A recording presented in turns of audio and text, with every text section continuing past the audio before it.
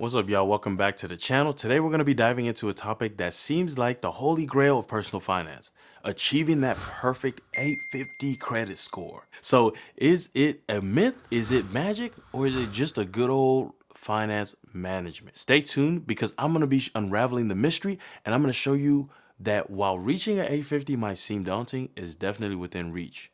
You'll learn how you can get as close to an 850 credit score as soon as possible. Whether you're repairing your credit, just starting out, or somewhere in between, this video is your blueprint to hitting that coveted top score. So buckle up, grab your notepad, and let's get into it. Now, to jump right into it, first off, there's something I gotta state because there's this myth out there that you have to have a 850 credit score. Listen, to be honest, nobody cares, not even the banks. They don't care that you have an 850 credit score.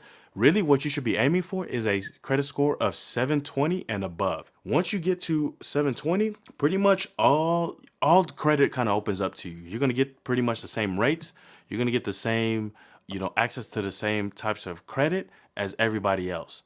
So it's not like once you break into an 800 or you hit the 850 that now all of a sudden you're getting these special lines of credit or anything like that. That's not the case. Also, you got to keep one thing you want to make sure you do is trust the process. Don't expect to see results on a daily basis. You want to be able to look more long term. And that's really what's going to get you to where you're trying to go. The other thing you want to do is make sure you're setting goals. You have to have an idea of what you're trying to achieve. A lot of times people just say, I want a higher credit score. I want a higher credit score. Set goals. What do you want a high credit score for? What are you trying to achieve? What are you trying to get? Are you trying to get a house? Are you just trying to get a car? Are you just trying to get a certain credit card so you can use it for travel hacking like I've shot or mentioned in other videos? Whatever the case may be.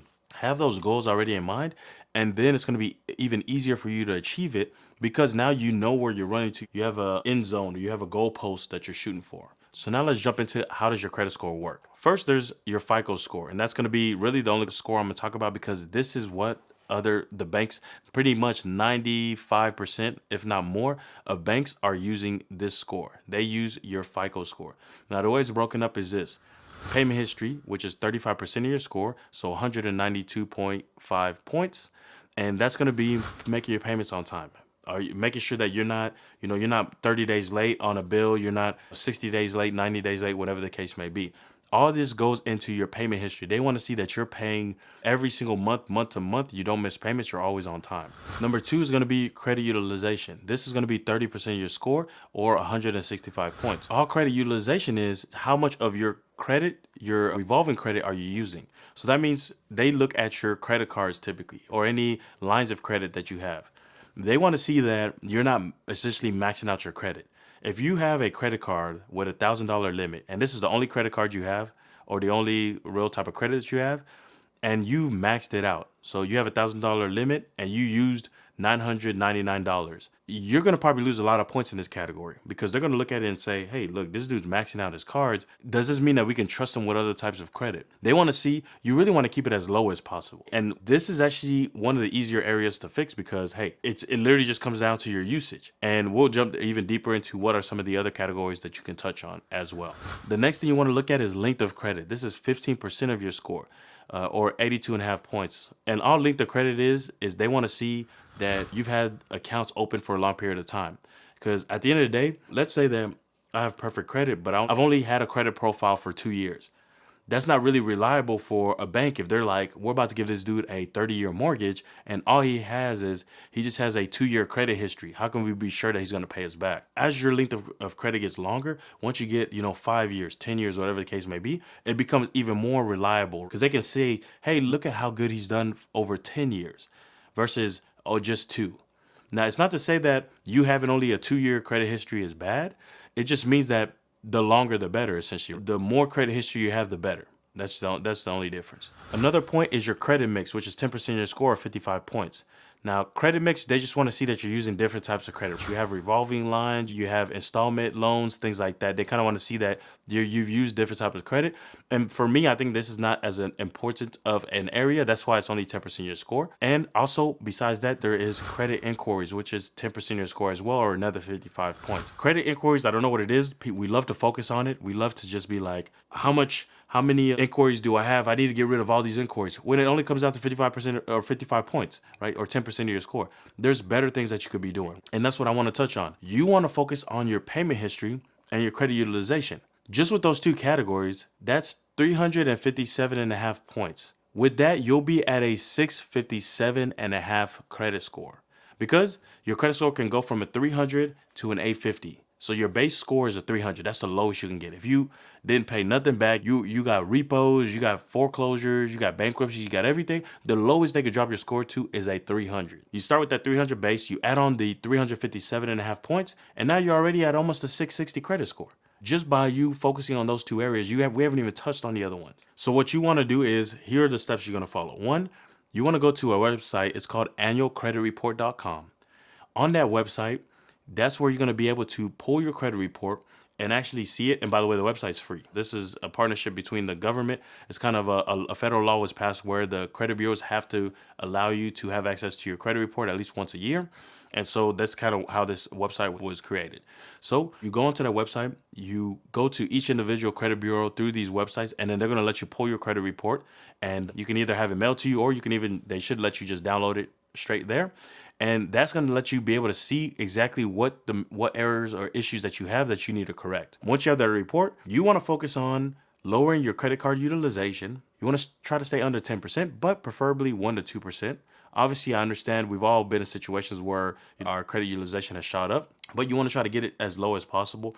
And by you doing that, it's going to put you in a better situation because you're going to see this is one of the easiest sections or easiest scores to manipulate. So once you shoot credit utilization down, you're going to see your scores actually going to shoot up. So that's going to be an easy one. Now, if you don't have a credit card, that's a negative 2, right? You pretty much lose all points in this category. So you want to make sure that you at least have a card. And if you already have a credit card, you really have a few options. So you could do option number 1, you can pay off your credit cards. Simple enough.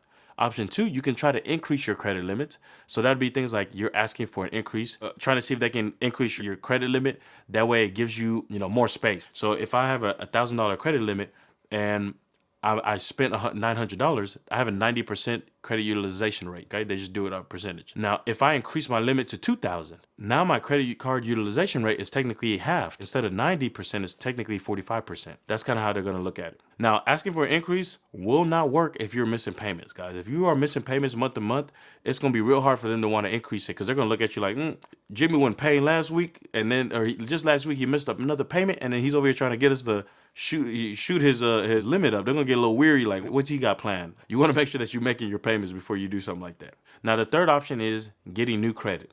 I'd recommend, honestly, probably a mix of these, okay, especially the first two.